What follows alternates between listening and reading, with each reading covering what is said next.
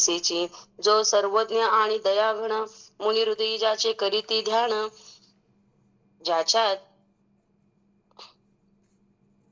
त्याचे बुद्धी उपाधी करून मिथ्या भान मजची माझी होतसे. ज्याच्या अज्ञाने भासे जगत जसा दोरीवरी सर्प दिसत परी दोही ठाई ना सर्प जगत ते स्वतंत्र आणि स्वयं ब्रह्म मीचे असे. पुण्यपुरुषी सदैव निष्काम बोध प्राप्ती कारणे भजावा राम तो मीचे आहे आत्मा आप्तकाम तरी नमन कोणा करावे म्या. पुंडलिक वरदे हरी विठ्ठल श्री ज्ञानदेव तुकाराम पंढरीनाथ भगवान की जय. माऊली ज्ञानेश्वर महाराज की जय. जगद्गुरु श्री संत तुकाराम महाराज की जय. शांती ब्रह्म एकनाथ महाराज की जय. आद्य गुरु शंकराचार्य भगवान की जय. सब संतन की जय. श्री कृष्णार्पण वस्तु. श्री गुरुचरण विंदार्पण वस्तु. रामकृष्ण हरी. आबा रामकृष्ण हरी. विचार सागर तरंग दुसरा. दुसऱ्या तरंगामध्ये आज आपण प्रयोजनाविषयी विचार पाहणार आहोत. प्रयोजनाचा विचार पाहत असताना काल आपण आपल्या जीवनाचं परमप्रयोजन काय आहे याचा विचार काल केलेला होता. तर आपल्या जीवनाचं काल परमप्रयोजन म्हणजे काय, तर मोक्ष प्राप्त करून घेणं हे आपल्या जीवनाचं काय आहे परमप्रयोजन फल त्या ठिकाणी आपण काल पाहिलं. आता तो मोक्ष प्राप्त जर करून घ्यायचा असेल तर मोक्ष प्राप्त करून घेण्याकरता आपल्याला काय आवश्यक आहे, तर आपल्याला जीव ब्रह्मात्मैक्य ज्ञान हे आवश्यक आहे. जोपर्यंत आपल्याला जीव ब्रह्मात्मैक्य ज्ञान होत नाही तोपर्यंत आपल्याला जो परम प्रयोजन मोक्ष आहे तो मोक्ष प्राप्त होणार नाही. मग आपण माग 2 प्रकारची प्रयोजनं पाहिली होती. त्या 2 प्रकारच्या प्रयोजनाचा विचार करता असताना एक परमप्रयोजन पाहिलं होतं आणि एक अवांतर प्रयोजन पाहिलं होतं. परमप्रयोजन म्हणजे काय आणि अवांतर प्रयोजन म्हणजे काय याचा विचार करता असताना आत्मस्वरूपाचा अज्ञान, अज्ञानाचं कार्य प्रपंच, तो प्रपंच जन्ममरणादी दुःखाला कारण आहे आणि त्या दुःखालाच त्या ठिकाणी काय म्हटलं होतं, ती जन्ममरणाच्या दुःखरूप परंपरेला अनर्थ परंपरा असं म्हटलं होतं. आणि ही अनर्थ परंपरा अनादी काळापासून चालत आलेली. केव्हापासून चालत आली तर नेहमी आपण पाहतो 6 गोष्टी अनादी आहेत, अनंत आहेत, अनादी आहेत, अनंत आहे, अनादी आहेत, शांत आहेत आणि काही साधी आहेत आणि काही शांत आहेत. अशा प्रकारे त्या गोष्टी त्या ठिकाणी आपण पाहतो. तर अनादी काळापासून आपण जीव झालेला आहोत. म्हणून अनादी परंपरा ही जन्ममरणाची आपण भोगत आहोत, त्यालाच अनर्थ परंपरा असं म्हटलं जातात. म्हणून त्या संसाररूप दुःखाची कारण वर्तमान निवृत्ती म्हणजे त्या दुःखाची निवृत्ती, सकळ संसार दुःखाची निवृत्ती आणि परमानंद स्वरूप जे ब्रह्म त्याची प्राप्ती होणं याला अशा प्रकारचा मोक्ष असं म्हणतात. हा परमप्रयोजन मोक्ष आहे, याला परमप्रयोजन फल म्हणतात. आणि हे प्राप्त करून घेण्याकरता त्याला जीव ब्रह्मात्मैक्य ज्ञानाची आवश्यकता आहे. ते जीव ब्रह्मात्मैक्य ज्ञान प्राप्त होणं हे अवांतर प्रयोजन फल आहे. मग खरं तर मग कोणी पण म्हणणार ज्ञान काय सहजासहजी थोडंफार प्राप्त होतं मनुष्याला. ज्ञान फार महत्त्वाचं आहे, पण ज्ञान हे साधन आहे का ज्ञान हे साध्य आहे याचा जर विचार केला तर स्वाभाविकपणे आपल्याला कळतं का ज्ञान हे काय साध्य आहे. बरोबर ना? साधन आहे. ज्ञान हे काय साधन आहे. ज्ञान हे साधन आहे म्हणून त्याला परमप्रयोजन फल म्हटलं का अवांतर प्रयोजन फल म्हटलं. म्हणून ज्ञानाला अवांतर प्रयोजन फल म्हटलेलं आहे का नाही. जे तो आत्मबोध तो शेला तरी कृत कार्य देखील झाला. म्हणून कर्म संगो सहज सांडवला आहे का नाही. अर्जुन भगवंत काय म्हणले, हा सहज का सांडतो की तृप्त झाली जैशी साधने सरती अपैसी, मग आत्मतृष्टी तैशी कर्मे नाही. म्हणून जवरी अर्जुना तो बोध भेटे ना म्हणा तवची यया साधना. यया या ज्ञानरूप असणाऱ्या साधनांचा उपयोग करावा. व ज्ञानाला साधन म्हटलं कारण ज्ञानाला साधन म्हणजे सगळ्या मुमुक्षुला कशाची अपेक्षा आहे? संसार बंधाची निवृत्ती आणि परमानंदाची प्राप्ती.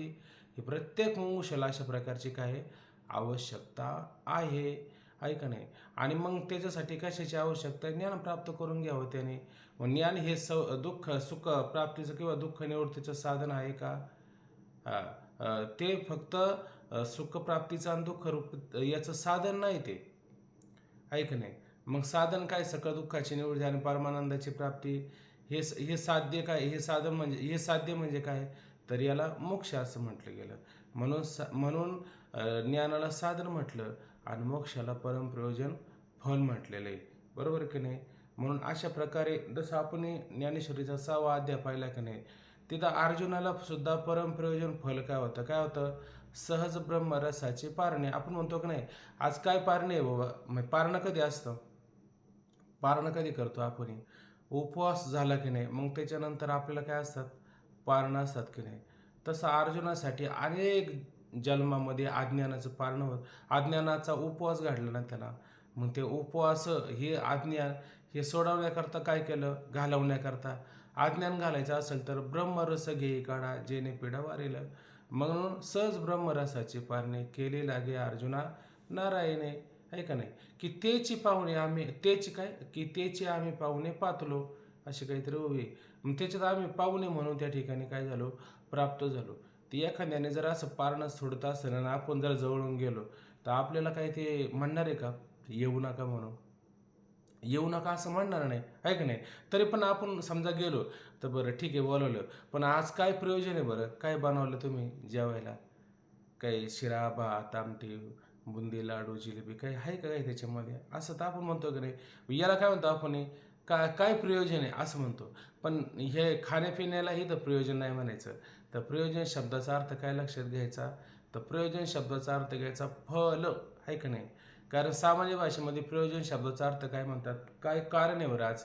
आज हे सगळं बनवलं, आज गोडधोड बनवलं, काय कारण आहे आज? तर इथं हे कारण नाही घ्यायचं. सामान्य भाषेमध्ये प्रयोजन शब्दाचा अर्थ बहुतेक लोक कारण असं करतात. तर इथं कारण असं न करता या ठिकाणी काय करायचा? प्रयोजन शब्दाचा अर्थ फल असा त्या ठिकाणी करायचं. खाली ग्रंथात पण लक्ष द्यायचं आणि ऐकायला काही कानाला येतच असतं. फक्त थोडं इकडं पाहिलं की खाली ग्रंथ आणि ओळीकडे लक्ष द्यायचं. लोकांमध्ये प्रयोजन शब्दाचा अर्थ कारण असा करतात, ठीक आहे? वेदांत शास्त्रात प्रयोजन शब्दाचा अर्थ फल असा आहे का नाही? वेदांत शास्त्रामध्ये काय फल आहे? मोक्ष हे आपल्याला या ठिकाणी फल अशा प्रकारचं सांगितलेलं आहे. वेदांत शास्त्राच्या अध्ययनापासून जीव ब्रह्मात्मैक्य ज्ञान उत्पत्तीद्वारा त्रिवत दुःखाचा नाश आणि नित्य निरुपाधिक निर्तिशानंद रूप ब्रह्मसौख्य प्राप्ती हे फल आहे. ब्रह्मसौख्य प्राप्ती मोक्षरूप हे फल या ठिकाणी आहे का नाही? आता वेदांत शास्त्रापासून जीव ब्रह्मात्मैक्य ज्ञान आपल्याला त्या ठिकाणी उत्पन्न होते की नाही? जीव ब्रह्मात्मैक्य ज्ञान असं बाकीचे कादंबरी वाचून, बाकीचे नको ते वाचून, पेपरला वाचून याने कधी जीव ब्रह्मात्मैक्य ज्ञान आपल्याला प्राप्त होईल का? हे ज्ञान आपल्याला प्राप्त होणार नाही. मग हे ज्ञान प्राप्त करण्याचं जर स्थान असेल तर ते कोणतं आहे? तर वेदांत शास्त्र हे त्याचं स्थान त्या ठिकाणी आहे. म्हणून त्याने काय होतं असतं आपल्याला? तर जीव ब्रह्मात्मैक्य ज्ञान प्राप्त होतं. मग वेदांत शास्त्रातून काय मिळतं आपल्याला? तर जीव ब्रह्मात्मैक्य ज्ञान हे आपल्याला त्या ठिकाणी मिळत असतं. आणि मोक्ष मिळतो का आपल्याला? वेदांत शास्त्रातून मोक्ष मिळतो का? नाही मिळत मोक्ष आपल्याला. मोक्ष का बरं त्याच्यातून मिळत नाही? जीव ब्रह्मात्मैक्य ज्ञान का मिळतं? आपण तर मग लगेच म्हणू अहो मग हे ग्रंथ चाललाय तर हे मोक्षासाठी चाललंय. मोक्षासाठी नाही हा ग्रंथ. मोक्षासाठी का ग्रंथ नाही? मोक्षासाठी ग्रंथाची काही आवश्यकता नाहीच आहे ना. तुम्हाला सगळ्यांना असं विरोधी वाटतं नाही हे बोलणं? मला सांगा, मोक्ष आपलं स्वरूप नाही का? तुमच्या ठिकाणी दुःख कालत्री आहे का? आणि तुम्हाला परमानंद प्राप्त करायचा आहे का? मोक्ष तुमचं स्वरूप नाही का? मोक्ष तुमचं स्वरूपच आहे. मग हे शास्त्र काय करतात? तुम्हाला ज्ञान करून देतात. ज्ञान करतात म्हणजे काय करतात? तुमच्या ठिकाणी असणारं जे अज्ञान आहे ना, त्या अज्ञानाला घालायचं काम हे शास्त्र करत असतात. अवघीचं शास्त्रे अविद्यानाशाची पात्रे. काय यांची पात्रता आहे? काय यांचा अधिकार आहे? अविद्या घालवणं एवढंच यांचं काम आहे. वाचवणे न होते स्वतंत्र आत्मबोधी. आत्मबोध मोक्ष प्राप्त करून देण्याकरता हे स्वतंत्र आहे की एकतरी शास्त्र? कोणतं शास्त्र आहे तुम्हाला अशा पद्धतीनं आत्मबोध मोक्ष प्राप्त करून देतं? माझं बोलणं संगतवार आहे का विसंगतवार आहे हे कोणाला पटते? काही कोणचं काय म्हणणं असेल तर सांगा बरं का.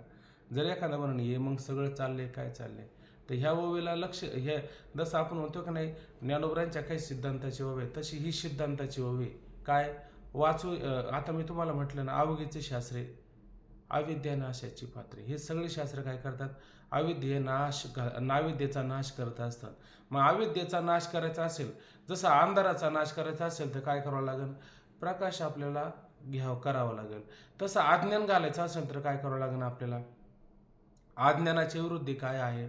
अज्ञानाच्या विरोधी ज्ञान आहे. मग कोणतं ज्ञान पाहिजे? कांद्याचं का बटाट्याचं का वांग्याचं? ते ज्ञानाने नाही अज्ञान जात. त्याला जीव ब्रह्मात्मैक्य ज्ञान असं व्हावं लागेल नाही का नाही. जीव हा ब्रह्मरूप आहे. देवाचे बरे तुका म्हणे तुम्ही खरे, तुका म्हणे कैची किंवा कोठे जीव निराळा.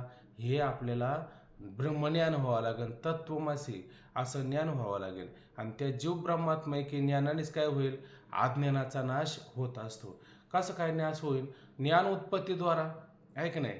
त्याचं ज्ञान उत्पन्न झालं की काय होत असतं? ते जे अज्ञान आपल्याला झालं होतं ना, मी जीव आहे, मी मनुष्य आहे, मी ब्राह्मण आहे, मी क्षत्रिय आहे, मी जातीचा आहे, मी वर्णाचा आहे, हे अशा अज्ञान आपल्याला निर्माण झालं होतं ना. कारण हे अज्ञान आपल्याला काय करतं? अनादी काळापर्यंत त्याच्यामध्ये गुंतवण्याचं काम करत असतं. त्याच्यातून मुक्त कोण करत असेल तर जीव ब्रह्मात्मैक्य ज्ञान आपल्याला मुक्त करतं. आणि मग आपल्याला प्रतीती येते का आपण सच्चिदानंद रूप आहे. म्हणून वेदांत शास्त्राच्या अध्ययनापासून अध्ययन करणं आणि अध्यापन करणं ह्या दोन्ही गोष्टी महत्त्वाच्या असतात. सुरुवातीला त्यांनी काय करावं? अध्ययन करून घ्यावं आहे की नाही. स्वतः अध्ययन करायचं आणि अध्ययन झाल्याच्या नंतर स्वतःपुरतंच ठेवायचं का दुसऱ्याला पण अध्यापन करायचं? दुसऱ्यालाही अशा पद्धतीनं अध्यापन करून सांगायचं असतं.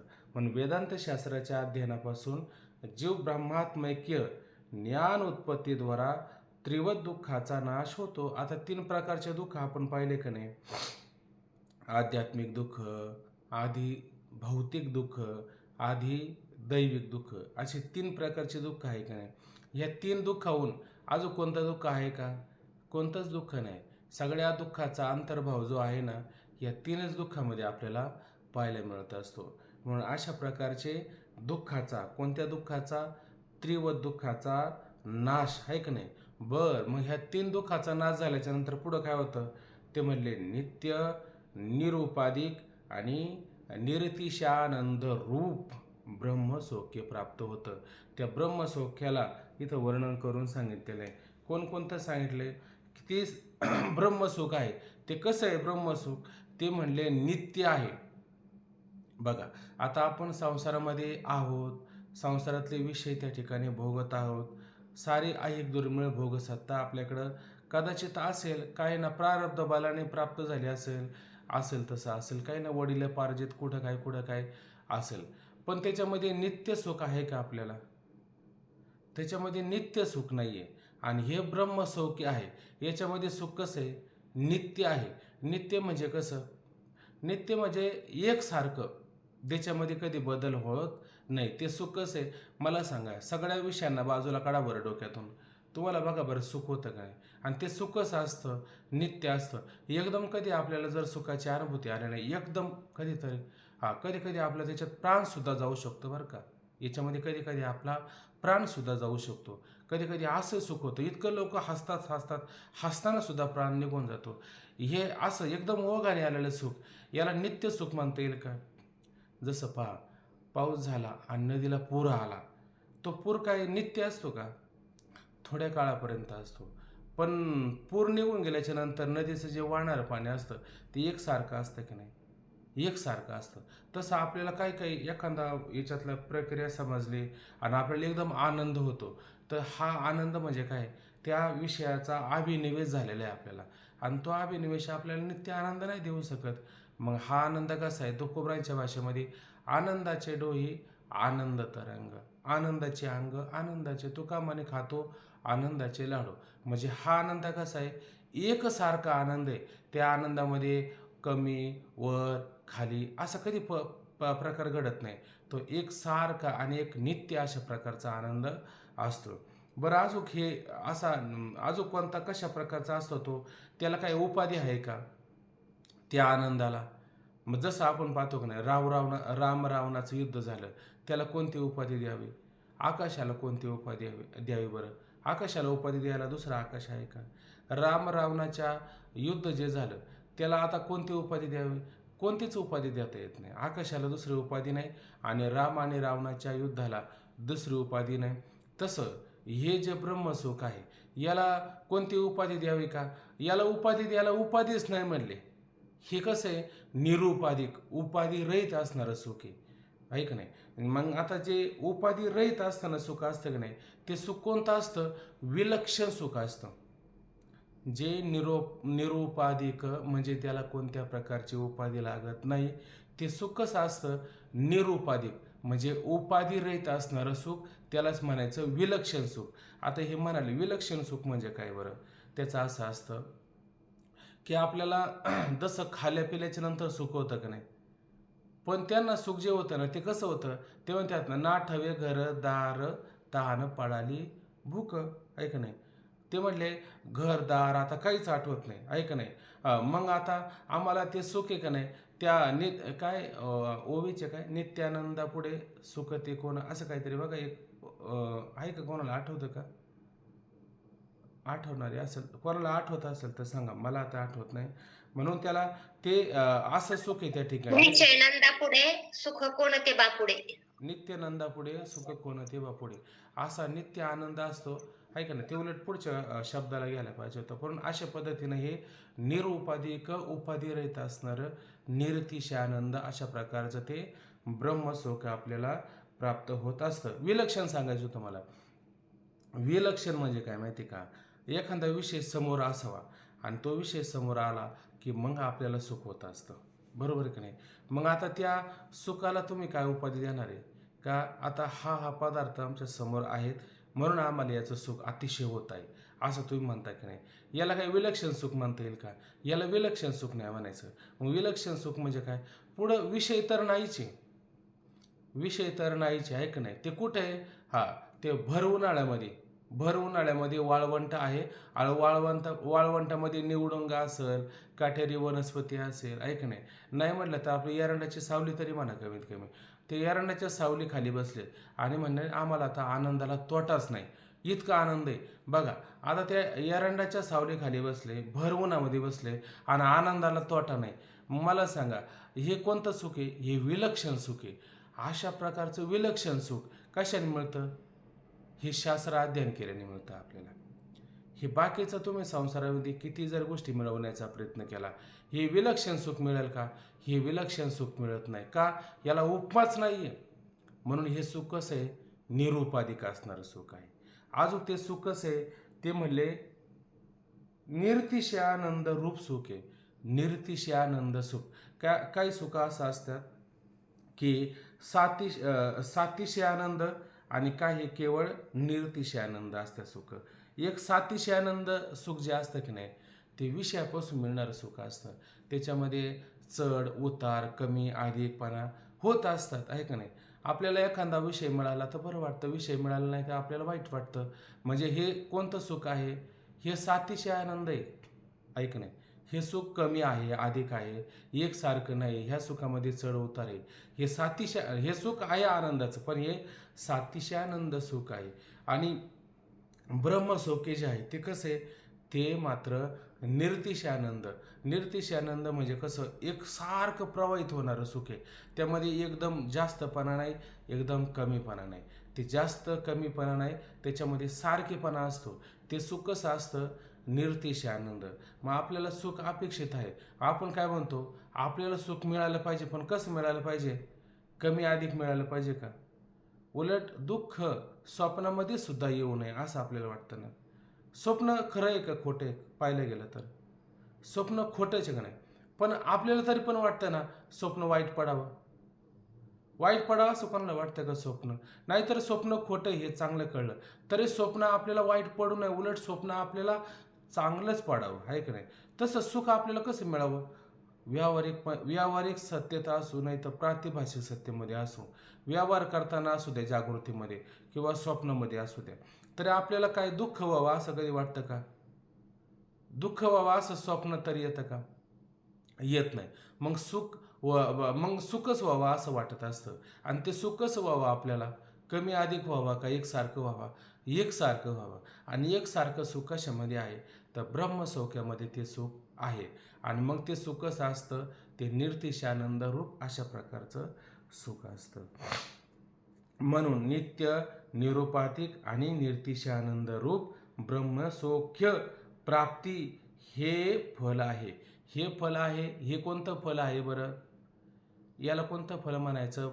परमप्रयोजन फल म्हणायचं का अवांतर प्रयोजन फल म्हणायचं? प्रयोजन फल. याला काय म्हणायचं? यालाच परमप्रयोजन मोक्षरूपी फल असं याला या ठिकाणी म्हणायचं. आता जरा खाली या.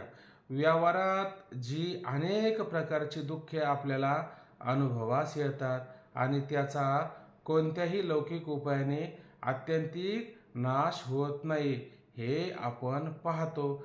तरीही सर्व दुःख नाश व परमानंद प्राप्ती व्हावी अशी जीवांची इच्छा नाहीशी होत नाही. आणि जोपर्यंत इच्छा निवृत्त होत नाही तोपर्यंत दुःखाची निवृत्ती होणे शक्य नाही. पाहता खाली. व्यवहारात जी अनेक प्रकारची दुःखे आपल्याला अनुभवास येतात. आता मला सांगा, व्यवहारामध्ये आपल्याला अनेक प्रकारचे दुःख पाहायला मिळतात की नाही? व्यवहारामध्ये किती प्रकारचे दुःख आहे खरी पाहायला गेले तर? 3च प्रकारचे दुःख पाहायला मिळतात. आणि त्या 3 प्रकारच्या दुःखामध्ये बाकीचे काही दुःख लक्षात येती नाहीत. त्या सगळ्या दुःखांचा अंतर्भाव 3च दुःखामध्ये असतात. आध्यात्मिक, आधी भौतिक आणि आधी दैविक. अशा 3च प्रकारचे दुःख आपल्याला काय होतात?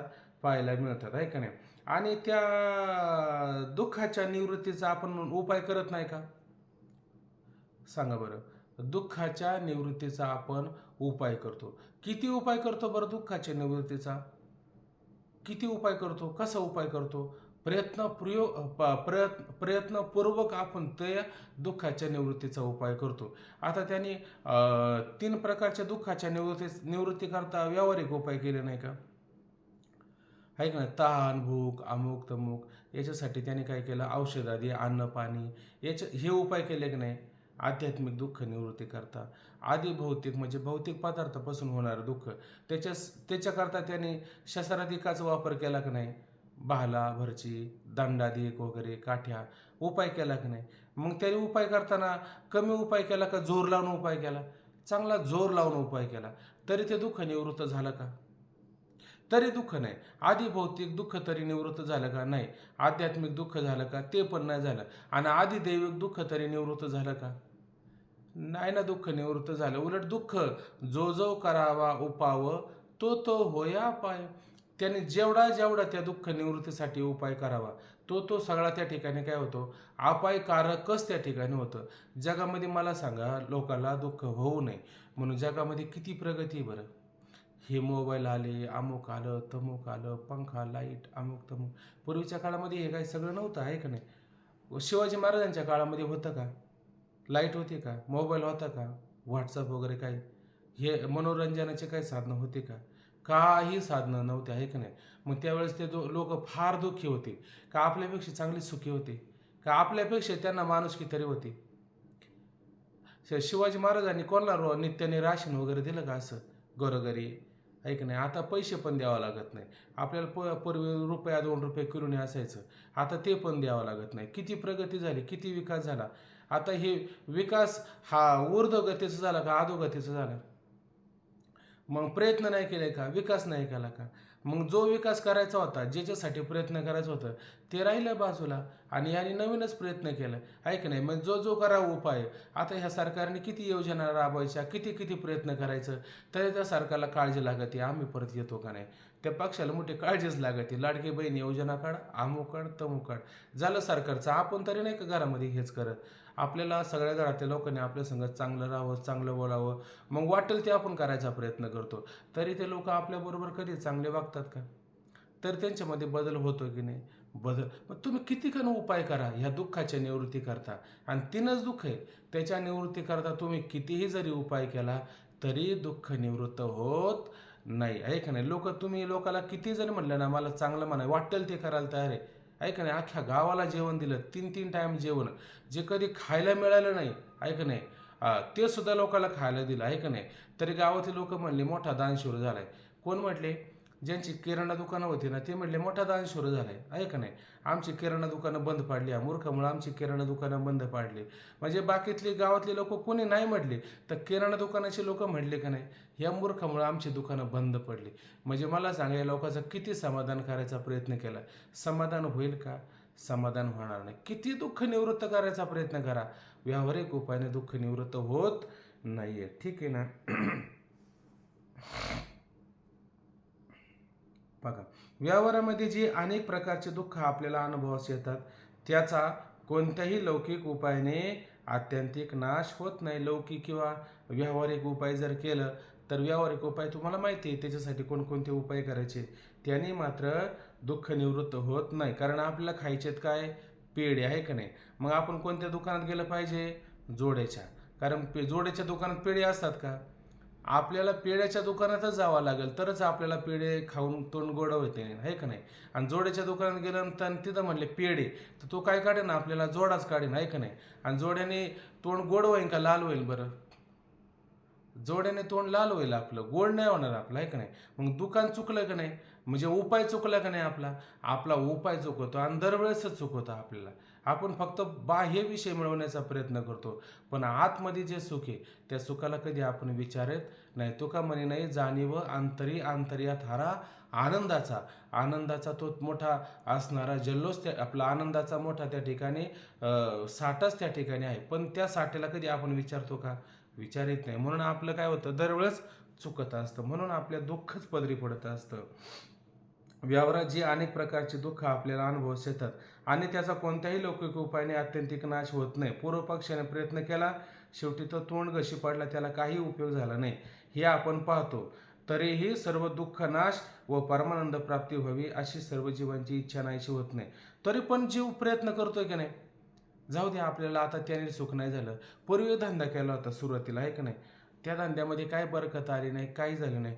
परत एक धंदा सुरू केला, त्याच्यातही बरकत आली नाही, आहे का नाही?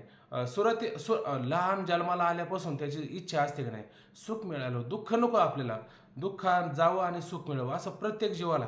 अगदी जनावरं सुद्धा बघा बरं, त्यांना सुद्धा अशी इच्छा आहे का नाही? या मालकाने आम्हाला हिरवा चाराच खायला घालावा, याने आम्हाला वाळलेला चारा असा देऊच नाही, असं त्यांना सुद्धा वाटतं की नाही? आपल्याला का वाटू नाही बरं? आपण सुद्धा किती प्रयत्न करत असतो, आहे की नाही?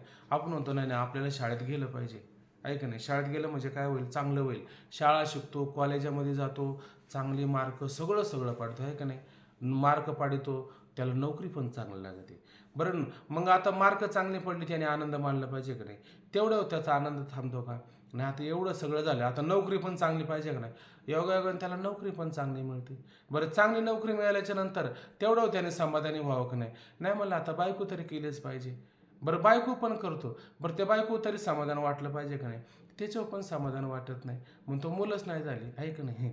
बरं, मुलं पण झाली त्याला, आहे का नाही? तो म्हणतो आता मग त्या मुलांवर समाधान मानलं पाहिजे का नाही? नाही म्हणलं आता ह्या मुलांचं परत शिक्षण करायला पाहिजे, परत त्याच्या मागं घाई कटकट.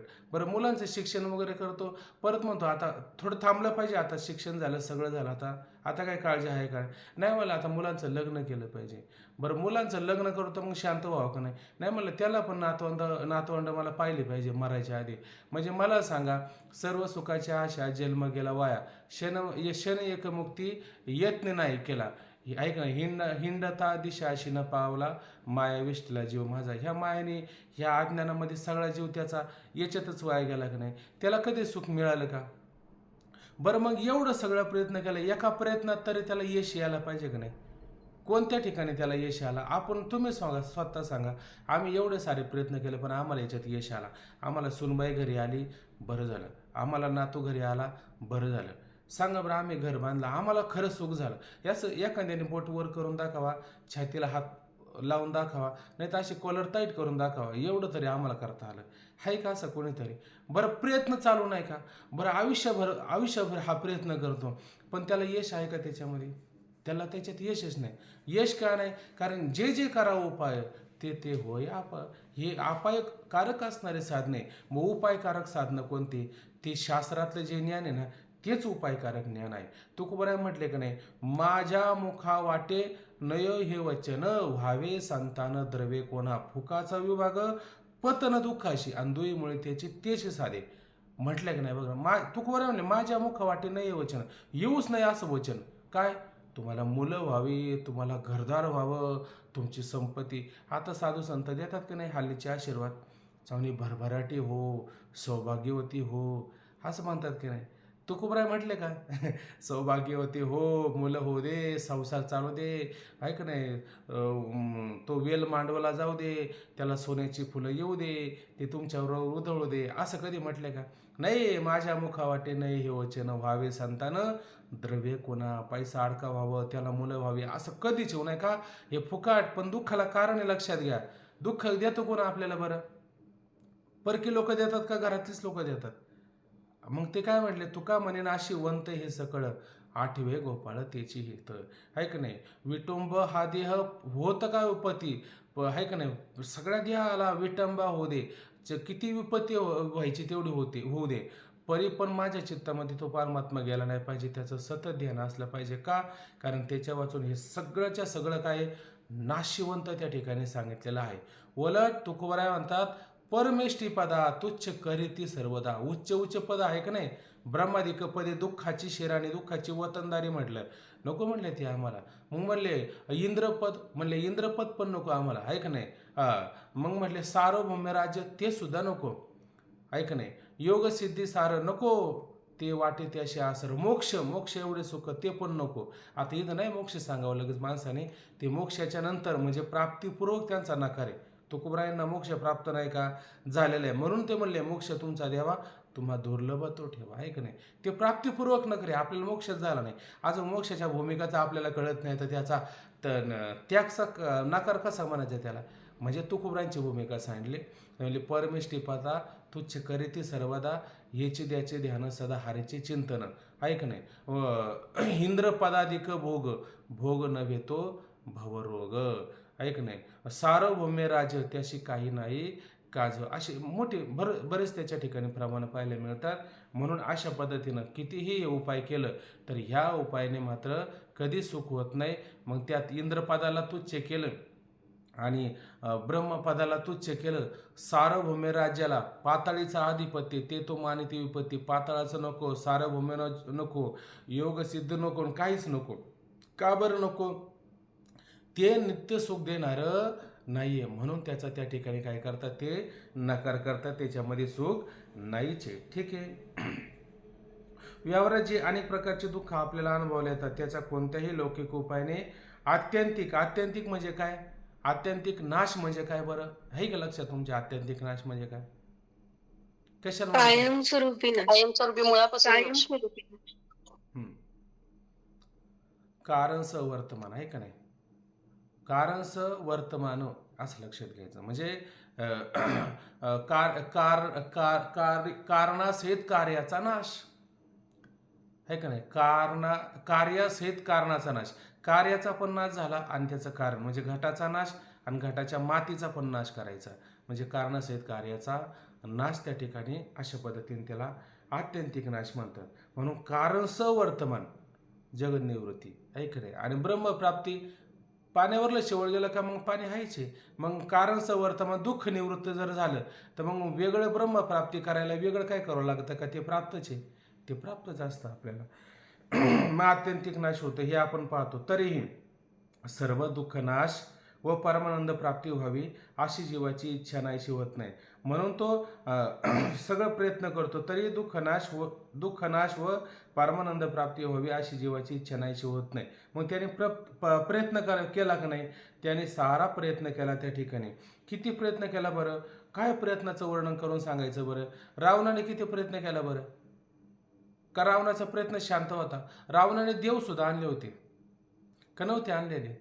रावणाकडे देव नव्हते का? तुका म्हणे ज्याचे देव बांधवडी सांगत शिकवडी गेली नाही. देव नव्हते का बांधवडी? बंदी खाण्यात नव्हते का देव? ऐक नाही. बरं रावणाचं वर्णन करायला गेलं तर काय ते पाषाण परिस त्याच्या रावणाच्या लंकेमध्ये पाषाण कशी होती माहिती का? परिसाची पाषाण होती. परिस माहिती ना? पाषाण परिस भोवी भूमी जांबुनद जांबुनंद धाते याचा संबंध काय? पाषाण परिस भोवी जांबुनंद काहीतरी तो ब्रह्मदेवाच्या धाता म्हणजे ब्रह्मदेव वंशाचा संबंध धात्याचा. कोणत्या वंशाचा होता? म्हणे धाताचा. धाता म्हणजे ब्रह्मदेव. ब्रह्मदेवाच्या वंशातला हा रावण होता. मला सांगा हा सामान्य होता का? ऐक ना. सोनियाची पुरी लंकापुरी कशी होती? सोनियाची होती. ऐक नाही. समुद्राचा वेढा आणि सामुदाय गाडा राक्षसांचा. एवढे सगळे प्रबळ मजबूत असतात त्याच्याकडे काय होते? राक्षस त्या ठिकाणी होते. ऐक नाही. अजून काय होतं? समुदाय गाडा राक्षसांचा. पुत्र पौत्रांचा लेखा कोण करे? पुत्र आणि पौत्र नातू आणि मुलं किती होते? लेखा कोण करे? तू कुबराय म्हणलं मोजमाप कोणी करावं बाबा त्याचं? आहे की नाही? लेखा कोण करी त्याचं मोजमाप मोजदार कोणी कराय? आहे की नाही? करण्यासारखं नव्हतं. पुत्र पौत्रांचा लेखा कोण करी? मुख्य पुत्र हरी इंद्र आणि आहे की नाही? अशी त्याच्यामध्ये मुख्य पुत्र सांगले. काय पुढं म्हटलं? सहस्र कामिना बघा काहीतरी माझी मुख्य राणी मंदोदरी असं त्या ठिकाणी म्हटलं. 14 चौकड्या आयुष्य गणला. किती आयुष्य होतं त्याला? 14 चौकड्या एवढं आयुष्य होतं आहे का नाही? आणि बंधुवर्ग जाणा कुंभकर्ण आहे का नाही? अशा पद्धतीनं तुका म्हणे ज्याचे देव बांधवडी सांगत शिकवडी गेली नाही. काय कमी काय किती कमी काय होतं त्याच्याकडं? बरं त्याच्याकडं काय कमी होतं? प्रयत्न नव्हता का? तरी पण ते दुःख निवृत्त झालं का? नाही दुःख झालं निवृत्त. ऐक नाही. किती किती आता त्याचं वर्णन रावणाचं वर्णन मला वाटतं अजून एक अभंग त्याच्यामध्ये आलेलं आहे की त्या सोन्याची घरं किती होते बघा त्याच्यामध्ये. ते सोन्याची घरं होती. पाषाणाची घरं कितीतरी होती. आहे का? कोणाला आठवतं का त्याच्यात काही? किती सोन्याची घरं होती? सप्तकोटी आहे का नाही? अशी सोन्याची घरं त्याच्यामध्ये आपल्याला पाहायला मिळतात. आहे तो अभंग पण आता लक्षात येत नाही. म्हणून अशा पद्धतीनं किती उपाय केला बरं त्याने? तर एवढा जाऊ दे हे नाही जमलं. वाल्या कोळ्याने किती उपाय केला होता? किती दागदागिनं सोनं लुटलं होतं बरं? तरी त्याला कधी सुख झालं का? त्यालाही सुख नाही. मग प्रयत्न केला नाही का? साऱ्याने प्रयत्न केला आहे का नाही?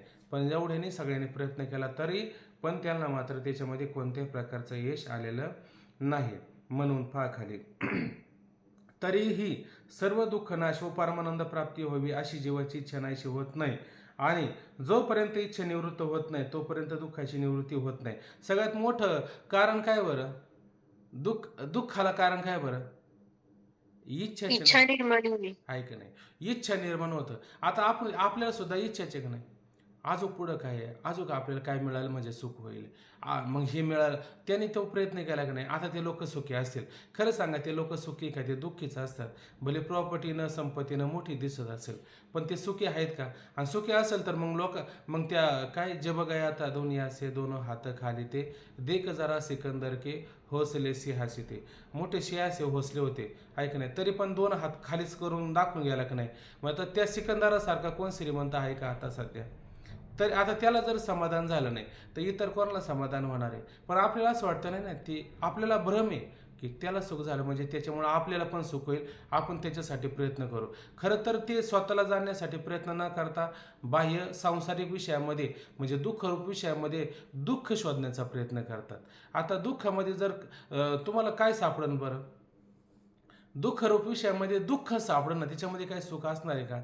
नाही. पण ते लोकांना कळतच नाही ना. ते उलट माऊली म्हणतात ते आंतरणेनं तेव्हा पुढे म्हणून अगत्य सेवणे गडे सांगे पुय पिंकीचे किडे किळशी घेते. पुवातले किडे कधी पुवाचा किळच घेतात का? वाईट वाटतं का त्यांना? त्यांना त्याच्यातच गोड वाटतं. ते म्हणतात हेच सगळं सुख आहे, ह्याच्यातच सगळं काय आहे. आता त्यांना हे विचार कधी पटतील का? हे विचार त्यांना कधी पटू शकत नाही. ठीक आहे. मग अशी जीवाची इच्छा नाहीशी होत नाही. आणि जोपर्यंत इच्छा निवृत्त होत नाही तोपर्यंत दुःखाची निवृत्ती होणे शक्य नाही. त्या प्रल्हादाला भगवंत प्रसन्न झाला. ध्रुवाला भगवंत प्रसन्न झाला. आणि ध्रुवाने आणि प्रल्हादाने भगवंताकडे काय मागितलं बरं? त्या ध्रुवाने भगवंताकडे मागताना फक्त एकच मागितलं मग म्हणले काय? म्हणले ना, मला कोणत्याच प्रकारची इच्छा होऊ देऊ नको, द्यायचं तर मला फक्त एवढंच दे. काय दे मला? ऐक नाही, मला काहीच देऊ नको, मला फक्त काय, मला कशाची इच्छा होऊ नये. साधू संतांचं मागणं फक्त हेच आहे का मला फक्त इच्छा होऊ नये. आणि इच्छाच जर संपून गेली, ऐक नाही, इच्छा ही तरुणी झाली. काही ओव्या आपण पाहिले होते, ऐक नाही, आणि ती तरुणी झाल्याच्या नंतर तिनं काय काय मला वाटतं 7वा अध्याय आपला झालाच नाही, ते विषयच नाही झाला, जाऊ द्या. पण मग ही इच्छा तरुणी झाली, हिनं काय काय निर्माण केलं, हिनं हे सगळं जग निर्माण केलं. 3ऱ्या अध्यायामध्ये पण त्याचं वर्णन आलं होतं, आहे का नाही, ते आता आठवायचं नाही आपल्याला. म्हणून ही इच्छा जोपर्यंत संपत नाही तोपर्यंत दुःख निवृत्त होणं शक्य नाही आहे. म्हणून आणि जोपर्यंत इच्छा निवृत्त होत नाही तोपर्यंत दुःखाची निवृत्ती होणे शक्य नाही. व्यवहारात मनुष्य कोणत्याही स्थितीत असो, कोणत्याही अधिकारावर असो. आता बघा, हे कोणतं वर्णन दिलं, ज्याला लावायचं त्याने लावून घ्या. व्यवहारात मनुष्य कोणत्याही स्थितीत असू दे, कोणत्या स्थितीमध्ये असतो, ऐक नाही, आणि कोणत्या अधिकारावरती असतो, ऐक नाही. कोणी सरपंच होईल, कोणी आमदार होईल, कोणी खासदार होईल, कोणी तलाठी होईल, कोणी ग्रामसेवक होईल, नाही तर कोणी पंतप्रधान होईल, नाही तर कोणी आणखीन काय व्हायचं तो होऊ द्या, ऐक नाही. त्याची पद, त्याचा अधिकार, ऐक नाही, त्याची व्यवस्था, तो त्या पदावर आहे. आणि त्या आता समजा पंतप्रधान, तो कोणत्या पंतप्रधानाच्या नरेंद्र मोदी पंतप्रधानाच्या पदावर आहे आणि कोणत्या अवस्थेमध्ये राहतात, त्यांचं खाणं पिणं अमुक तमुक. आता हे नाही राहते म्हणा, पण याच्या आधीचे राहत होते ना, त्यांच्या गाड्या, ते काय फिरणं, त्यांचं काय खाणं, ऐक नाही, सगळं असं एकदम चौकशी करून अशा सगळ्या गोष्टी त्यांना होत्या नव्हत्या. आता ह्या सगळ्या गोष्टी त्यांना होत्या, तरी त्यांना कधी सुख झालं का? त्यांना कधी सुख होईल का? मग जाऊ दे पंतप्रधान, इंद्राला कधी तरी झालं का सुख? इंद्राला काळजी लागते का नाही? जर एखाद्या असुराने जर तप केलं, एखाद्या भक्ताने जर तप केलं, तर इंद्राचं आसन डळमळू लागतं. त्याला असं वाटतं, नाही, याला आधी मारून टाका, का याने जर हे तप केलं तर माझं पद जाईल. पण तो पदावर आहे तर त्याला समाधान आहे का? अहो ते जाऊ दे, ब्रह्मदेवाला तरी आहे का समाधान? ब्रह्मदेवाला तरी काळजी लागली का नाही? तो आलाच चौकशी करायला, आहे का नाही, का हे काय करतील, हे गोपाळे अमुक आहे, तरी तिथं ओलाढाली करण्याकरता आला, ते गाय गोपाळाला घेऊन गेला, आहे का नाही, त्याला तरी कुठं समाधान आहे का? मग हे पंतप्रधानाचं ना आपल्यासारख्याचं काय, मोठमोठ्या पदावर असू नये तर कोणत्या स्थितीवर असू द्या, त्यांना सुद्धा अशा पद्धतीनं समाधान नाहीचे. चला पुढे पहा. व्यवहारात मनुष्य कोणत्याही स्थितीत असो, कोणत्याही पदावर अधिकारावर असो, कितीही ऐश्वर्य संपन्न असो, फार काय तर सार्वभौम राजा असला तरी त्या राजऐश्वर्याने त्याचे सर्व प्रकारचे दुःख निवृत्त होत नाही, आहे का नाही. फार काय सांगायचं, मोठा सार्वभौम राजा असू द्या, राम सार्वभौमिक राजा होता ना, मग तो अश्वमेध यज्ञ का करायचं त्याला बरं होता? त्याला काही कमी होतं का? तरी पण ते करावं वाटलं का नाही? मग तो अश्व काय करायचा होता, यज्ञ करून अशा पद्धतीनं सोडून द्यायचा होता. आणि जिथवर अश्व जाणार आहे, म्हणजे तो घोडा जिथपर्यंत जाईल तिथपर्यंत कोणाचं राज्य? रामराज्य, आहे का नाही. तर मग आता तरी त्याला करावं वाटलाच की नाही? मग सार्वभौम राज्य असून तरी त्याला समाधान आहे की नाही? तर त्याला वाटतं, नाही, हे राज्य अजूक राहिले, याला अजूक आपल्यामध्ये घेतलं पाहिजे, त्याला अजूक आपल्यामध्ये घेतलं पाहिजे. तर युद्ध आहेचे, लढाई आहेत, आक्रमण आहेचे. मग एवढं सगळं होऊन सुद्धा त्याला समाधान झालं का?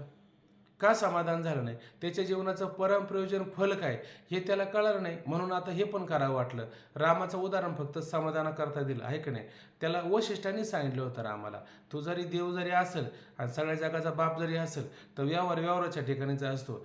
तू जर म्हणजे तू आता जर हे अशा पद्धतीनं जर सगळ्या लोकांना आपल्यामध्ये नाही घेतलं तर बाकीचे राजे काय करतात, त्या लोकांवरती अन्याय करतात, त्या सगळ्यांना आपल्यामध्ये घे, आहे का नाही. का? तू राम आहे आणि तू सगळ्याला सुख देणार आहे का नाही. म्हणून मला फक्त हे उदाहरण सांगायचं आहे रामाचं.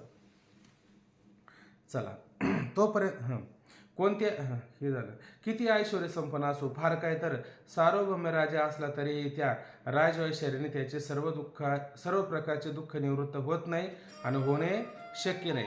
त्याचं दुःख निवृत्त होणं शक्य आहे का? त्या उपायाने त्याचं दुःख निवृत्त होणं शक्य नाहीचे. असे सामान्य विचारी मनुष्यास सुद्धा निर्विवाद कबूल करणे भाग आहे का नाही. आता हा विचार आहे, याला फार वेदांत शास्त्राची काही गरज आहे का? फार अगदी सामान्य मनुष्य असू द्या तरी त्याला सुद्धा फार तो वाद घालेन का यासाठी?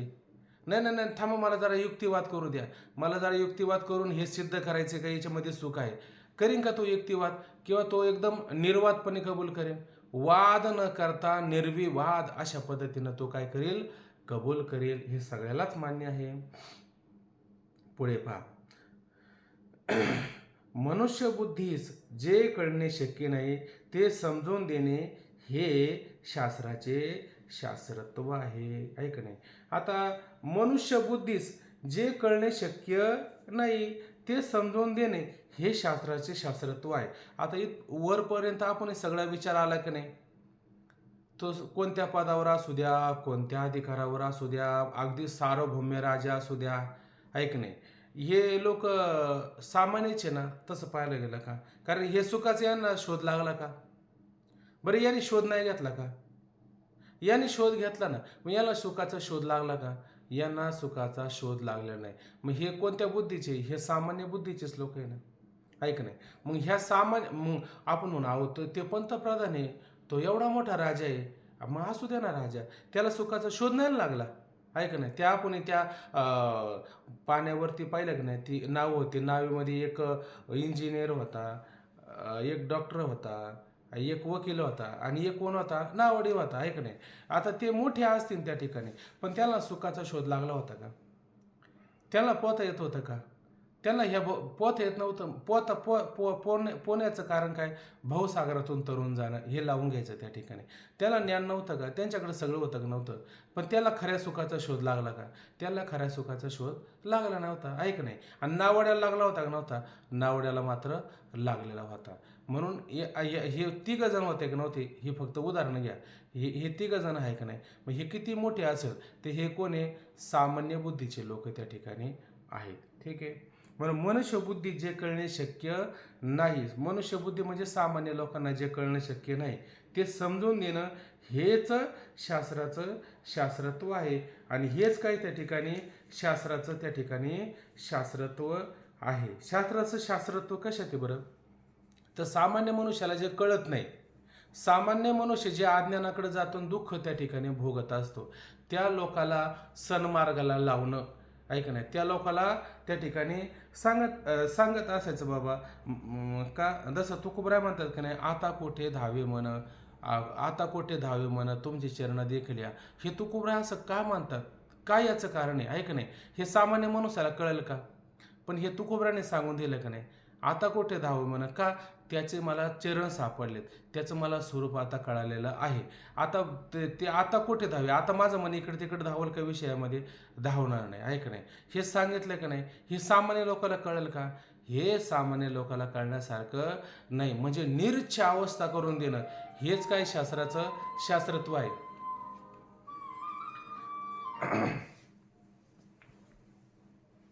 ठीक आहे, चला पुढे पहा. वेळ आता होता आला ना, थोडा वेळ राहिला. प्रत्येक मनुष्य मात्रास सर्व दुःखाची निवृत्ती आणि परमानंद सुखाच्या प्राप्तीची इच्छा असते. आता प्रत्येक जीव मात्रास, आता कोणीही जर जीव बघितला, आपण जनावरांचं जर उदाहरण दिलं, ते पण अशा प्रकारची इच्छा करतात की नाही? सगळीच अशा प्रकारची इच्छा करतात. वास्तविक पाहिलं तर जगामध्ये कोण मुमुक्षू नाही बरं? अहो, जनावरांसहित मुमुक्षू आहेत, जनावरं सुद्धा मुमुक्षू आहेत. त्याने म्हटलं होतं कोणीच मुमुक्षू नाही, कारण मोक्षामध्ये ऐक नाही काय आहे, मोक्षामध्ये विषय नाहीत, आहे का नाही? मोक्ष म्हणजे त्याच्यामध्ये विषय नाही. आणि प्रत्येकाला कशाची इच्छा आहे? विषयाची इच्छा आहे का नाही? उलट विषयाची इच्छा आहे का केवळ विषयातील सुखाची इच्छा आहे? केवळ सुखाची इच्छा आहे. आणि सुख म्हणजेच काय? ब्रह्म. आणि ब्रह्म म्हणजेच काय? सुख आहे त्या ठिकाणी. मग सगळ्या जीवाला कशाची इच्छा आहे? केवळ सुखाची इच्छा आहे. म्हणून प्रत्येक जीव मात्रास दुःखाची निवृत्ती आणि परमानंद सुखाची प्राप्तीची इच्छा असते. हे कोणत्याही धर्मातील, आता हे कोणते बरं का, इथं खाली महत्त्वाचं घ्या, हे कोणत्याही धर्मातील, पंथातील, संप्रदायातील माणसास, मग तो आस्तिक असो किंवा नास्तिक असो, कबूल करणे भाग आहे. प्रत्येकाला असं वाटतं की नाही दुःख जावं आणि सुख आपल्याला प्राप्त व्हावं. मग आता समजा तो कोणत्या धर्मातला, समजा तो शीख धर्मातला असेल, ईसाई धर्मातला असेल, कोणत्याही धर्मातला असू द्या, हिंदू धर्मातला असू द्या, कोणत्या जातीपातीतला असू द्या, ऐक नाही, त्याच्यात आणखीन त्यांच्या, आता आपल्याला इथं आता समजा धर्म सांगितला आहे की नाही, बरं, मग त्याच्यामध्ये पण पंथ पाहायला मिळतात की नाही? आपण वारकरी संप्रदायातले आहोत, त्याच्यात पण लहान मोठी इकडची तिकडची पंथ आपल्याला पाहायला मिळतात की नाही? संप्रदाय पण पाहायला मिळतात. त्या संप्रदायामध्ये पंथ पण पाहायला मिळतात, काही संप्रदाय असतात, काही पंथ असतात, आहे का नाही. पंथ म्हणजे फक्त एक मार्ग असतो, त्याने एक मार्ग तयार केलेला असतो. संप्रदाय असतो तो सगळ्याला बरोबर घेऊन चालणारा असतो. आणि पंथ असतो ना, पंथ म्हणजे मार्ग, पंथ म्हणजे वाट, एकच वाट असते. आमच्यामध्ये हे चालत नाही, आमच्यामध्ये ते चालत नाही. आणि संप्रदायामध्ये काय, हे भला मोठा राजमार्ग असतो, आहे का नाही. काय काय अभंग आहे त्या ठिकाणी तुकोबरांचा, केला राजमार्ग चाले यायचा, आहे का नाही. मोडून या वाटा सूक्ष्म दुस्तर, केला राजभार चाले यायचा. हा त्या ठिकाणी काय मोठा संप्रदाय असतो. यामध्ये सगळ्याला अधिकार असतो, आहे का नाही. एक जर म्हटला, अहो मला ह्या धर्मामध्ये यायचं धर्मामध्ये मी सोडून गेलो होतो, मला परत आता घर वापसी करायची. शिवाजी राजाने परत त्याला आपल्यामध्ये करून घेतलं की नाही, करून घेतलं, आहे का नाही. मग बाकीच्या धर्मामध्ये फार कठीण आहे का नाही. कट्टरवाद पाहायला मिळतो, तलवारीच्या जोरावर, पैशाच्या जोरावर. तसं इथं आपल्याकडं आहे का असं काही, असं आपल्याकडं कुठं पाहायला मिळतं का. आणि हे खरंच आहे का नाही, हे खरंच आहे आपल्यामध्ये, आहे का नाही. मग हा संप्रदाय काय करतो, सगळ्याला आपल्याबरोबर घेतो. आणि हा संप्रदाय तुम्हाला जात धर्म बदलायला लावतो का, तुम्हाला म्हणतो का तुम्ही पहिल्यांदा तेच सोडा मग आमच्याकडे या, असं म्हणतो का. तुम्ही तुमच्या धर्माला सोडा मग इकडे, तुम्ही धर्माला सोडू नका, तुमच्या धर्मातच राहा. हे तत्वज्ञान फक्त समजून घ्या तुम्ही. वेदांत शास्त्र काय आमचं तुम्ही समजून घ्या, आहे का नाही. आणि धर्म कशाला सोडता सांगा. कबीर, मुमीन, लतीफा, मुसलमान, सांगा त्याने आपला धर्म सोडला का, धर्म सोडला नाही. पण मग त्याने तत्वाचा स्वीकार केला का नाही. मग आता सांगा, हा धर्म श्रेष्ठ नाही का आपला, हा धर्म श्रेष्ठच आहे आपला, आहे का नाही. मग आता आपला धर्म नाही मान्य लोकांना, पण कोणत्याही धर्मातला असू द्या, मला काय करायचं, मला एवढंच सांगायचं, त्याला सुद्धा मोक्ष म्हणजे दुःखाची निवृत्ती आणि परमानंद प्राप्ती व्हावं वाटते का नाही. मग तो कोणत्या धर्मातला असू द्या, नाही तर त्याने छोटे छोटे पंथ तयार केलेले असू द्या, त्यांचा वेगळा आहे, आमचा वेगळा पंथ आहे. त्यांनी त्याचे पंथ पण तयार केलेले असू द्या, पंथातील असू द्या, अजून काय पंथातील असू द्या, संप्रदायातील माणसं, मग तो आस्तिक असो किंवा नास्तिक असो. आस्तिक शब्दाचा अर्थ आणि नास्तिक शब्दाचा अर्थ, आता दोन अर्थाने आपण विचारात घेतो. सामान्य लोक आस्तिक कशाला म्हणतात आणि नास्तिक कशाला म्हणतात. जे देवाला मानतात त्याला आस्तिक म्हणतात, जे देवाला मानत नाही त्याला नास्तिक म्हणतात. आणि शास्त्रीय भाषेमध्ये आस्तिक शब्दाचा नास्तिक शब्दाचा विचार करता असताना, आस्तिक म्हणजे काय, जे शास्त्र ज्याला मान्य आहे ते आस्तिक आहे, आणि ज्याला शास्त्र मान्य नाही ते नास्तिक आहे. आस्तिकामध्ये कोण, न्याय, वैशेषिक, सांख्य, योग, पूर्वमीमांसा आणि उत्तरमीमांसा हे आस्तिकामध्ये येतात. नास्तिकामध्ये कोण येतात त्याच्यामध्ये, तर त्या ठिकाणी जैन येतात, चार्वाक येतात आणि बौद्ध येतात. बौद्धांचे चार संप्रदाय असतात. काय, सौत्रांतिक, वैभाषिक, योगाचार आणि शून्यवाद, हे असणारे त्यांचे चार संप्रदाय. हे चार संप्रदाय आणि चार्वाक आणि काय म्हणलं मी, जैन, असं हे नास्तिक त्या ठिकाणी पाहायला मिळतात. मग तुम्ही म्हणाल ते नास्तिक म्हणजे देव मान्य करते की नाही, उलट आपल्यापेक्षा देव चांगले मान्य करतात. उलट आपल्याकडं कधी कधी कमीपणा पाहायला मिळतो, त्यांच्याकडं फार कधी कधी. आता का तो पाहतो ना, जैन समाजाचे अमुक तमुक बौद्ध वगैरे काही काही इतके तंतोतंत त्याचं पालन करणारे आहेत, आपल्या तर ते डोक्यावरून सगळं जाऊ शकतं. फक्त नास्तिक काय म्हणलं, ते शास्त्राला फक्त मानत नाही, एवढंच फक्त त्याच्यामध्ये प्रकार असतो. ठीक आहे. आस्तिक असो नास्तिक असो कबूल करणे भाग आहे. म्हणजे सर्व जीवाचे ध्येय साध्य एकच आहे. आता प्रत्येकाचं ध्येय किंवा साध्य हे वेगळं आहे का एकच आहे. संप्रदायाचा असू द्या, पंथाचा असू द्या, मुसलमान असू द्या, नाही तर हिंदू असू, नाही तर आणखीन ख्रिश्चन असू द्या, सगळ्यांचं ध्येय काय बरं, सगळ्यांचं ध्येय आम्हाला दुःख जावं आणि आम्हाला सुख प्राप्त व्हावं, सगळ्यांचं ध्येय हेच एक नाही. मग ते फक्त म्हणतात आम्ही याला मोक्ष म्हणत नाही, आहे की नाही, आम्ही याला वेगळं नाव दिलं. तू नाव किती वेगळं दे, पण तात्पर्य, ध्येय, साध्य हे वेगळं काही एकच आहे. सगळ्याचं ध्येय एकच असतं. कारण ह्या पृथ्वीवरती आहे, ह्या पृथ्वीवरली तो हवा घेत नाही का, ह्या पृथ्वीवरला तो सूर्याचा प्रकाश घेत नाही का, पाणी घेत नाही का, काय घेत नाही, सगळं घेतो, आहे का नाही. मग आता फक्त त्याने नावं वेगळी ठेवली, आपण मोक्ष म्हणतो आणि त्याने त्याला मोक्षाला आणखीन वेगळं काहीतरी नाव दिलं असेल, काही तू नाव दे, पण सगळ्याचं ध्येय साध्य कारण एकच आहे का वेगळं आहे, ते मात्र वेगळं नाही. ते सगळ्यांचं प्रयोजन मात्र कसं असतं, एकच त्या ठिकाणी असतं. त्या साध्याच्या प्राप्तीस कोणत्याही लौकिक उपाय साधन नाही. आता ते लोक काय करतात, त्याच्या प्राप्तीकरता वेगवेगळं साधन, वेगवेगळे उपाय, वेगवेगळे काहीतरी कारणं तयार करतात आणि ते मिळवण्याचा प्रयत्न करतात. पण त्याला ते मिळतं का, त्यांना अशा प्रकारे ते मिळत नाही का, कारण साधन चुकीचं झालं ना. साधन काय चुकीचं झालं, खायचे काय होते पेढे आणि गेला कुठं, जोड्याच्या दुकानात. आता तोंड लाल होईल का गोड होईल, तोंड गोड नाही व्हायचं, लाल होईल. म्हणजे साधन चुकतं का नाही त्यावेळेस? त्यांचं साधनच त्या ठिकाणी काय असतं? चुकत असतं, आहे की नाही? म्हणून त्या साध्याच्या प्राप्तीस कोणताही लौकिक उपाय साधन नाही. हे सर्वानुभव सिद्ध आहे. हे सगळ्यांच्या अनुभवाला सिद्ध आहे का नाही? हे सगळ्यांना असा अनुभव आला की नाही? कोणी कोणी किती किती प्रयत्न केले, साऱ्याने सारे प्रयत्न केले, तरी पण अशा पद्धतीनं त्यांना मात्र हे साधन झालं, आपलं हे साधन साध्य झालं नाही. हे सगळ्यांना अनुभव आहे. तात्पर्य, साधन अज्ञात आहे. का बरं त्यांना हे प्राप्त झालं नाही? कारण साधन त्याला ज्ञात होतं का अज्ञात होतं? खरं साधन त्याला कळालं का? त्याला खरं साधन कळालंच नाही. कारण साधन कसं होतं? अज्ञात होतं, झाकलेलं होतं, माहीत नव्हतं. आपण नको तेवढे, एखाद्याला आजार जर झाला ना, इकडचा डॉक्टर कर, तिकडचा डॉक्टर कर, या वैद्याला विचार, त्या हाकिमाला विचार, हे कर गोळा, ते सगळं गोळा करता आहे का नाही? पण तरीही त्याला काही परिणाम होत नाही. आणि शेवटी कधी कधी ना सहज असं काहीतरी माती ठेवतो जखम होऊन, त्या मातीनं जखम बरी होती. मग कधी कधी मातीचा पण गुण येतो. मग आता मातीवर रोज फिरत नव्हता का? रोज फिरत होता मातीवर. पण कधी कधी मातीचा पण गुण येत असतो. पण त्या मातीला त्याने तुच्छ लेखलं, आहे का नाही? म्हणण्याचं तात्पर्य काय? सारं करून बघितलं, आहे का नाही? कशाचा गुण आला नाही तर मातीचा कधी कधी गुण येतो. तसं आत्मस्वरूप आपल्यापासून दूर असतं का जवळच असतं? पण त्या आत्मस्वरूपाला जाणलं नाही, साऱ्याला त्याने जाणण्याचा प्रयत्न केला. याला जाणलं नाही म्हणून ते का होतं? कारण जे त्याच्या अत्यंत जवळ असतं ते त्याला विषय होत नाही, जे ज्याचं स्वरूप असतं ते त्याला विषय होत नाही. म्हणून ते साधन कसं होतं? अज्ञात होतं, आहे का नाही? हे साधन अज्ञात होतं. आता वेळ थोडी थोडी राहिली ना, मग आपला सांगताना जीव पण असा थोडा थोडा होत राहतो. आता खरं सांगायला सुरुवात करायची पण वेळ कमी होत चालते. काय करावं बरं? एक राजा होता.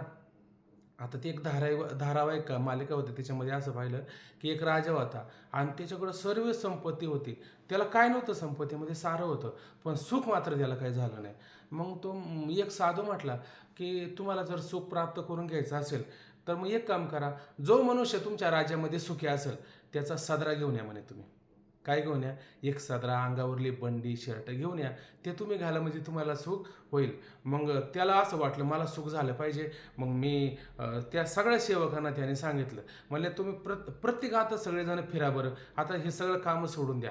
म्हणे काय करा, जो मनुष्य सुखी आहे त्याचं फक्त वस्त्र, अंगात बंडी, सदरा काय असेल तेवढं फक्त घेऊन या. म्हणून त्याने सगळ्या सेवकांना सांगितलं. सेवक उन्हाळ्याचे दिवस होते, उन्हातानामध्ये फिरायचे, आहे का नाही? मोठा एक कलाकार होता म्हणे, अमिताभ बच्चन सारखा, आहे का नाही? त्याला म्हटले तुम्ही सुखी आहे का? तो म्हणला मी कसला सुखी आलो? मग काय आलं म्हणलं, तुम्ही एवढे मोठे कलाकार? अरे म्हणले फक्त भारतात लोक ओळखीतात, बाहेरच्या देशामध्ये मला कोण ओळखीतं? मला बाहेरच्या देशातल्या लोकांनी जेव्हा ओळखतील ना मग मी सुखी होईल. म्हणजे याचा सदरा नेऊन काय उपयोगाचा आहे? मग सावकाराकडे गेले. सावकार म्हणले तुम्ही सुखी आहे का? काय सुखी आहे? बाकीचे सावकार त्यांचा धंदा चांगला चाललाय, मला सगळ्या सावकारांना विजय मिळवला ना, सगळ्यामध्ये मी श्रेष्ठ सावकार ठरलो ना, मग मी सुखी होईल. याचा सदरा घेऊन काय उपयोगाचा आहे? आणखीन असे जे जे लोक भेटतील, जवारी भेटले, सोनारं भेटले, अमोक भेटले, तमोक भेटले, मोठमोठे गडगंज संपत्तीवाले भेटले, कुठंच सुखी मनुष्य सापडला नाही. प्रत्येकाला म्हणणं काय का मला फक्त आहे ना सगळ्या लोकांनी ओळखलं पाहिजे, सगळ्या समाजामध्ये, सगळ्या लोकांमध्ये, सगळ्या जगावरती माझा एकट्याचा बोलबाला असला पाहिजे, मग मी सुखी, आहे की नाही? शेवटी सगळे बघितले आणि एक गाडीवान होता म्हणे, त्याचं नाव माझ्या लक्षात नाही. गाडीवान होता आणि दुपारच्या पारी धंदा करून झाला होता आणि लिंबाच्या झाडाखाली आपली गाडी लावली होती आणि गाडीच्या सावलीला आपला पडला होता, आहे का नाही? आणि इथं ते सेवक ते उन्हातानामध्ये फिरत फिरत त्या गाडीवानाला त्यांनी पाहिलं आणि सहज विचारले, कारण ते त्यांच्या तोंडाला चाळा असलेला होता, सुखी आहे का? सुखी आहे का? आहे का नाही? कसं आहे का? बरं आहे का? हे विचारायचं फक्त, त्याला दुसरा छंदच नाही ना. मग ते म्हणले कसं काय? ते म्हणला मी सुखी आहे. तो म्हणला नाही मी बरा आहे, तो म्हणला मी सुखी आहे. यांचे ते डोळेच असे चककले, जसं काय डोळ्याचं पारणच फिटलं. एवढं सगळे फिरले पण असा पण भेटला नाही. असा मनुष्य भेटला, त्या डोळ्याला भूक लागली होती ना आतापर्यंत, असा कोणी भेटेल का? आहे का नाही? तर तसं त्यांना या ठिकाणी जसं काय पारणच फिटलं, जवळ धावतच गेले. तुम्हाला मी कसं काय मी सुखी? अरे म्हणला मी तुझ्या अंगावरती कपडे नाही, तुझ्या गाडीला धंदा नाही, काय नाही आणि बसला रश्यावळीत आणि दोऱ्यावळीत बसला आणि त्याच्यात सुखी. हा म्हणला मला हे दोरीत सुख नाही, हा मग कशात सुख नाही? म्हणला मी आतलं सुखी, मी मूळचं सुखी. असं म्हणायच्या नंतर त्यांचे डोळे चककले. ते म्हणले चला राजाकडं. राजाला जाऊन सांगितलं. म्हणले मनुष्य सापडला ना म्हणे. कोण? म्हणले सुखी. म्हणले मग त्याचं शर्ट काय घेऊन आले नाही? त्याने म्हणले फक्त लंगोटीच लावली होती म्हणले. त्याने लंगोटीच लावली होती. मग म्हणले आता त्याची लंगोटी कशी काय आणायची म्हणे. मग म्हणले एक काम करा, तुम्ही चालला त्याला बघायला. मग राजा सगळा लवाजमा, सगळं घोडे दैन्या सगळं दळच्या दळ घेऊन निघाला. कोणाला? त्या गाडीवानाला भेटायला, आहे की नाही. आणि गाडीवानाकडे गेला आणि पराग तर मस्तक झाला, पाया पडू लागला. मग मला मला सुखाचं काहीतरी सांगा, सुखाविषयी. ते म्हणले राजा मला वेळ नाही, तू निघ, मला आता मला माझं कामधंदा बघू दे, मला आता झोप लागली, मला झोपू दे. तो राजा विचार करायचा, एवढं सारं घेऊन आलो तरी हा म्हणतोय मी सुखी आहे, मी सुखी आहे. याला याच्याशी काही घेणं देणं नाही, आहे की नाही. असं एकदा झालं, दोनदा झालं आणि तिसऱ्यांदा राजा लक्षात कोणीतरी सांगितलं, अरे ज्या सुखी मनुष्याकडे चालला हे तू हे दरिंद्री का घेऊन जातो. त्याच्यापुढं हे सगळं राजवैभव म्हणजे एक प्रकारची काय दारिद्र्यता नाही, ही दारिद्र्यता का घेऊन जातो, तुला कसं काय तो सुखाचं कारण सांगन. मग सगळं टाकलं आणि मग राजा अशा पद्धतीने एकदम सामान्य वेशामध्ये गेला आणि मला त्या सुखाचं कारण सांगा. म्हणले राजा, हे तू दरिंद्री घेऊन येतो ना, हेच खरी दुःखाला कारण आहे. हे दरिंद्री आधी टाकून दे बरं. आणि सुखाचं कारण लटके ते फेडा तुका म्हणे जाई पेढा, हे लटकं सगळं बाजूला कर. मगच अशा पद्धतीनं तुला खऱ्या अर्थाने काय होईल, सुख होईल. आणि त्याला सांगितलं, अरे राजा, सुख जे आहे ना, हे बाह्य विषयामध्ये सुख नाही आहे. हे बाह्य विषय बाहेरच असतात. त्या वस्तूच्या ठिकाणी, विषयाच्या ठिकाणी आपण आपल्या अंतःकरणाची वृत्ती सुखरूप करतो आणि दुःखरूप होतो. का बरं? त्या विषयाच्या ठिकाणी आपण आसक्ती धरतो, म्हणून आपल्या अंतःकरणामध्ये सुख दुःख होतात. वास्तविक पाहिलं तर ते लटकं टाकून दे, सुख तुझ्या अंतःकरणामध्येच आहे. आणि मग अशा पद्धतीनं त्या राजाला काय झालं, सुख झालं. आता त्या गाडीवानाची त्याला शर्ट बंडी सदरा घालायची गरज पडली का? गरजच नाही पडली त्या ठिकाणी, बरोबर आहे की नाही. कशावरून फिसकाटलं होतं, ते साधनच मुळात कसं होतं, आज्ञात होतं. पण त्या गाडीवाल्याने त्याला सांगितलं का नाही. आणि तो राजा आतापर्यंत काय घेऊन जातो होता, दारिद्र्य त्याच्या पुढं घेऊन जातो होता. का? त्याला साधन खऱ्या अर्थाने काय होतं, आज्ञात त्या ठिकाणी होतं. तात्पर्य साधन आज्ञात आहे, त्या आज्ञात साधनाचे ज्ञान वेदांत करून देतो. मग वेदांताचं तात्पर्य काय, जे आज्ञात आहे त्याचं ज्ञान करून देणं, आहे की नाही. मग आता ते सांगण्याकरता भरपूर जर असलं, पण आता मी काय करतो, थोडं सरळ वाचून घेतो आणि 2-3 मिनिटांमध्ये थांबून घेतो, वेळ आता होत चाललाय. म्हणून वेदांत शास्त्र हे काय त्या अज्ञात साधनाचे ज्ञान वेदांत करून देतो, म्हणून वेदांत हे शास्त्र आहे. मग वेदांताला शास्त्र का म्हटलं जातं, कारण ते अज्ञात आहे ना, जे तुम्हाला माहिती नव्हतं ना, जे राजाला पण कळत नव्हतं, पण त्या गाडीवाल्यानं करून दाखवलं का नाही, ते अज्ञात आहे. त्याचं काय करून देत असतो, शास्त्र ज्ञान करून देत असतं. म्हणून वेदांत म्हणजे काय, उपनिषद, आहे का नाही. हे तिन्ही गुण आवृत्त वेद जाणे निभ्रांत, म्हणून उपनिषदादी सात्विकते उपरी दश उपनिषदे जे उदारे ज्ञान बकरिंदे. माऊली वर्णन करतात की नाही, मग गणपतीचं मुकुट सांगत असताना उदारे ज्ञान मकरंदे, ज्ञान करून देण्यामध्ये हे उदार आहे. आणि कसे हे मकरंद, याला मकरंद आहे का ना, फुलामध्ये कसा मकरंद असतो, तसे हे मकरंदाप्रमाणे, हे फुलाप्रमाणे 10 फुलं जशी त्या मुकुटामध्ये असावी, त्या मुकुटाला शोभा यावी, तशी हे किती उपनिषद आहे, 10 उपनिषद आहे. आणि ज्ञान करून देण्याकरता उदार आहे. ते काही पैसे वगैरे घेते नाही, आपल्याकडे काही पाकिटं वगैरे काही मागती नाही, अशी ते उदार असणारे ज्ञान मकरंदे म्हणजे उपनिषदालाच त्या ठिकाणी वेदांत असं त्या ठिकाणी म्हटलेलं आहे. वेदांत शास्त्रात आता हे वेदांत शास्त्र काय करतं, जगन मिथ्यात्व निश्चय हा सर्व दुःख निवृत्तीचा उपाय सांगतं. आता सगळ्या दुःख निवृत्तीचा उपाय काय सांगितला, आतापर्यंत सारी मालिका पाहिली का नाही, त्यांना दुःख निवृत्त झालं का नाही. मग सगळ्या दुःख निवृत्तीचं कारण काय, एकच कारण आहे, काय आहे का नाही. कोणतीही वस्तू घ्या, सगळ्याची किंमत किती, 4 आणा. कोई भी लो 4 आणा, कोई भी लो. आता ती किती घ्या, 10ला असं ते बाजारात जत्रेत पाहतो की नाही, तर पूर्वी काही पण घ्या, 4 आणा, आहे का नाही. तसं सगळ्याचं दुःखाचं कारण काय, फक्त जगन मिथ्यात्व. एकदा जगन मिथ्यात्व निश्चय झाला की दुःख संपलं. आणि जोपर्यंत जगत सत्य आहे तोपर्यंत दुःख निवृत्त होऊ शकत नाही. पण हे नुसतं निश्चय करून चालेल का, त्याला युक्ती काही प्रमाण काही. आता तुम्ही एक उदाहरण ऐकलं असेल, तुम्ही जर जाधवबाबांचे पाठ ऐकत असेल तर तिथे त्यांनी एक सांगितलं उदाहरण.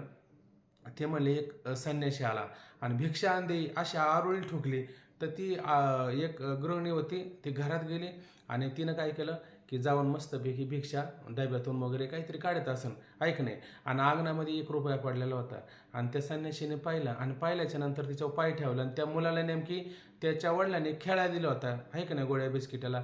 हे घे रुपया, आहे का नाही. संन्याशाने तिच्यावर पण पाय ठेवला. खेळता खेळता पोराचा रुपया पडला, पण त्याचं लक्ष असतं वडिलांनी दिला रुपया मला, आहे का नाही. म्हणून अशा पद्धतीनं त्याने त्याच्यावर पाय ठेवला आणि मुलाने पाहिला आणि मूल रडायला लागलं आणि आईकडे गेलं आणि काय म्हणलं, आई आई ते संन्याशाने रुपयावर पाय ठेवलं म्हणले, चोरायचा प्रयत्न केला, हे करतोय म्हणे. तर ती आई तिकडून काय म्हणली, अरे त्या मेल्याला रुपया घ्यायचा तर घेऊ दे म्हणले, खोटाच रुपया आहे. आता मला सांगा, तो रुपया खोटाच आहे असं म्हणल्याच्या नंतर त्या संन्यासाला त्या रुपयाविषयी आता आसक्ती राहील का? राहण्याचं काही कारण आहे का? का बरं राहण्याचं काही कारण नाही? सांगा ना. आता खरा रुपया असला तर घेतला असता ना त्याने. जाऊ द्या मरू द्या, नाहीपेक्षा दिली तर रुपये घेऊन का होईना पळून जाऊ आपण, आहे का नाही. संन्याशी मत झालाय तो, पण आसक्ती ठेवली का नाही. आणि आता त्या आईनं आतून घरातून सांगितलं, त्या मेल्याला रुपये घ्यायचा तर घेऊ दे म्हणे, खोटाच रुपया आहे तो. मग आता आसक्ती राहिली का? तसं आपल्याला हे कळलं ना की हे जगत काय त्या ठिकाणी खोटंच आहे, मिथ्याच आहे. मग मला सांगा की रजेवरला सर्प कुठपर्यंत खरा वाटतो? जोपर्यंत त्याचं खरं ज्ञान होत नाही. आणि जर ती बॅटरी आणली 5 लोकांना 5 प्रकारचा भ्रम झाला, कोणाला जलरेषेचा, कोणाला भूरेषेचा, कोणाला कशाचा का व्हायचा तो होऊ द्या, आहे का नाही. कोणाला सर्पाचा झाला, ऐक नाही. हा भ्रम कुठपर्यंत असतो? जोपर्यंत प्रकाश पडत नाही त्या रजेवरती, जोपर्यंत त्या रजेचं यथार्थ ज्ञान होत नाही, तोपर्यंत आपल्याला त्या विषय भ्रम राहतोच की नाही. सामान्य रूपाने ज्ञान आणि विशेष रूपाने अज्ञान हे राहतच का नाही. पण एकदा जर कोणी कंदील आणला आणि जर बॅटरी आणून जर लावलं आणि एकदा कळलं का ही रज्जूच आहे, ही सुंबाची पडलेली काय दोरी आहे, हे काय फुलाची माळ नाही, जलरेषा, भूरेषा, दंड किंवा सर्प वगैरे काही नाही, आणि दुसऱ्या दिवशी त्याला परत आणि त्याच दोरीवरती सर्प भासला. आता सर्प भासणार नाही का? पूर्ण प्रकाश आणि पूर्ण अंधार आहे. सर्प भासू शकतो ना, कारण संस्कार असतो. पण त्याला सर्प आता खराब असेल का खोटा भासेल? सर्प त्याला खराब असेल का खोटा भासेल? खोटाच भासणार ना. हा, मग त्याला त्या भासलं तर त्याला दुःख होईल का त्याचं? तसं हे जगत आपल्याला खरं जगन मिथ्यात्व निश्चय झाला, मग हे जगत आपल्याला प्रतीतीला येणार नाही का? दिसणार नाही का? जगात व्यवहार होणार नाही का? मग जगात व्यवहार झाले तर ते आपल्याला खरे वाटतील का खोटे वाटतील? आणि त्याच्याविषयी बरं खोटे का वाटतील, त्याच्याविषयी का आपल्याला आसक्ती राहिली नाही. जसं त्या संन्यासाला रुपयाविषयी आसक्ती राहिली का, तसं ह्या संसाराविषयी आपल्याला जगताविषयी आसक्ती राहील का? जगताविषयी आसक्ती राहिली नाही. मग आसक्ती राहिली नाही, मग दुःख होईल का? दुःख होणार नाही. मग शास्त्रत्व काय? जगन मिथ्यात्व निश्चय सांगणं आणि ते युक्तीनं प्रमाणाने सिद्ध करून दाखवणं, बरोबर आहे का नाही. आणि ते युक्तीप्रमाणे काय आहे, कसे हे काय करू आपण आज नाही पाहिजे, आता उद्याला पाहू. आपल्याकडं खूप वेळ झालेला आहे. पुंडलिकावर हरी विठ्ठल, श्री ज्ञानदेव तुकाराम, पंढरीनाथ भगवान की जय, माऊली ज्ञानेश्वर महाराज की, जगद्गुरु तुकाराम महाराज की जय, सब संतन की जय. रामकृष्ण हरी सर्वांना. राम.